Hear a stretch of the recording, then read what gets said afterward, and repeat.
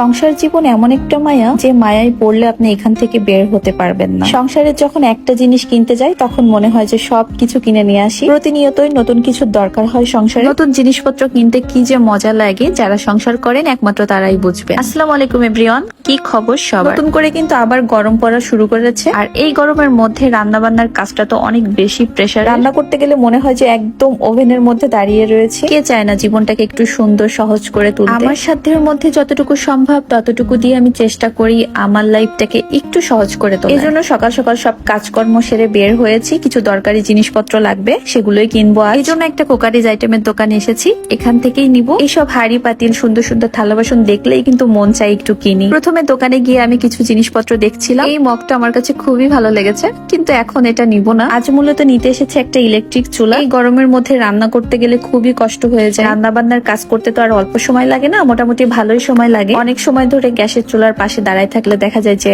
শরীরটা পরে একটু খারাপই লাগে। এই জন্য চিন্তা করেছি যে একটা ইলেকট্রিক চুলা নিব, ড্রয়িং রুমে ফ্যানের নিচে বসে যাতে রান্না করতে পারি। গ্যাসের চুলার পাশে তো আর ফ্যান ইউজ করা যায় না, তো এই চুলাটায় যেহেতু ফ্যানের নিচে বসে রান্না করার ফ্যাসিলিটিসটা রয়েছে, এই জন্য এটা পছন্দ করেছি। এখান থেকে আমাকে 3টা মডেলের চুলা দেখিয়েছিল। সবগুলো চুলার কাজ প্রায় একই, তারপরে চিন্তা করছিলাম যে কোনটা নিব। সব থেকে বেশি ভালো লেগেছে এই কিয়ামেরটা, কারণ এটা অনেকটা স্লিম ছিল আর সাইজে একটু ছোটই ছিল। মোট কথা খুব হ্যান্ডি একটা প্রোডাক্ট, আর এটাতে সব রকম পাতিল ইউজ করা যাবে। তো ফাইনালি ডিসিশন নিয়েই নিলাম যে এটাই নিব। পরে দোকান থেকে আমাকে শিখাই দিয়েছে যে এই চুলাটা কিভাবে চালাতে হবে, যেহেতু এর আগে আমি কখনো এটা ইউজ করিনি। যাক, মোটামুটি চুলা কেনাটা শেষ হলো, কিন্তু মন তো চায় যে আরো কিছু কিনি, কারণ এখানে আরো অনেক অনেক সুন্দর সুন্দর কিছু জিনিসপত্র ছিল। আমার একটা মিডিয়াম সাইজের পাতিল লাগতো, তো চিন্তা করলাম যে যেহেতু এসেছি তো নিয়েই যাই। তো চুলা কেনা শেষ করে এখন পাতিল দেখা শুরু করলাম। বর্তমানে হাঁড়িকুড়িরও যে পরিমাণ দাম, ভাইরে ভাই, আর করার, রান্না করে খেতে গেলে তো হাঁড়ি পাতিল লাগবে। তো আমাকে এই পাতিলটা দেয় দেখার জন্য। তো আমি এরকম একটা সাইজে চাচ্ছিলাম, হাঁড়িটা বেশ মজবুত আর ভারী ছিল। আমি ওনাদেরকে জিজ্ঞাসা করলাম যে এই পাতিলটা এই চুলাতে ইউজ করা যাবে কিনা,